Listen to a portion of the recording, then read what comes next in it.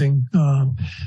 The people are so kind and considerate, and you just feel that love when you're there, and you feel very safe and connected. And it's a beautiful, peaceful city. I mean, everything's so clean.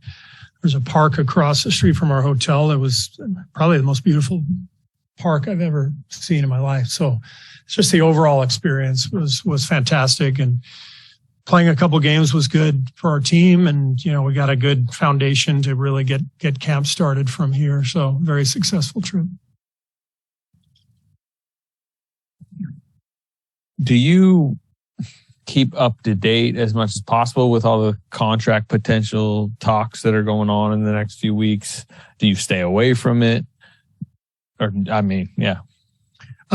It's not something I discuss every day with Bob, but if anything is going on, he usually kind of just pulls me aside and shares, what's happening.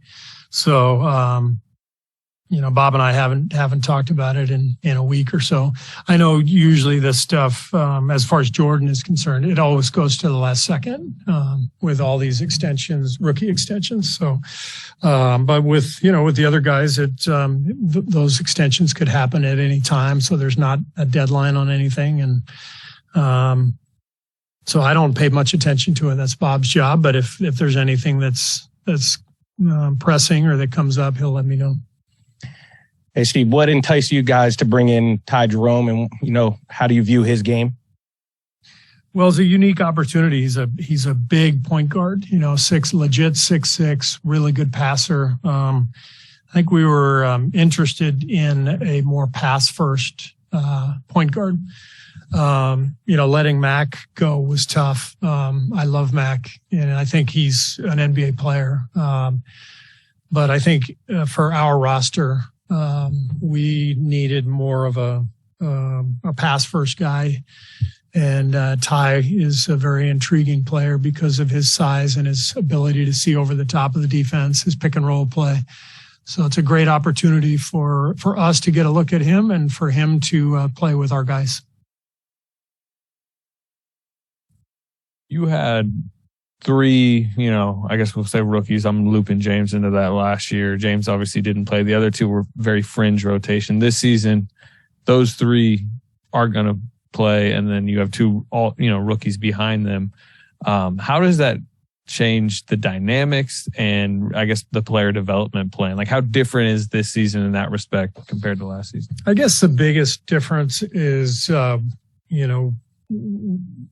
we basically have 5 or 6 super young players. Last year we just had the 3. So having more young players means we've got to be efficient in deciding who's going to Santa Cruz and when. What do our off days look like? We'll probably do more scrimmaging on off days, given that we'll have a lot of young players who will be fighting for playing time in games. But it's just it's nothing that different than what we normally do, which is kind of manage the roster that we have and do what's best for each individual player. Is this season more of a challenge for your veterans than last season because there's more young guys, more guys to teach, less Otto Porters coming off the bench, and stuff like that? Yeah, it could be. We'll see how it plays out. I mean, I thought last year our additions, Otto and Belly in particular as vets, were really key. Were really important dynamics for our team. But we added Dante. I consider Dante to be, even though he's a pretty young guy, he's a vet. He's been around. He's been on a championship team. He knows what he's doing.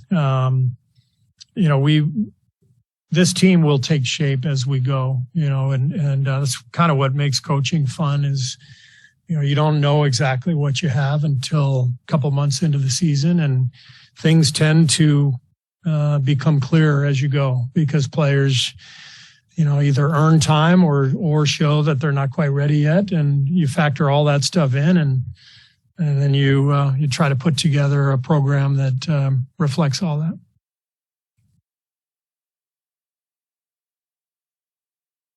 Thanks.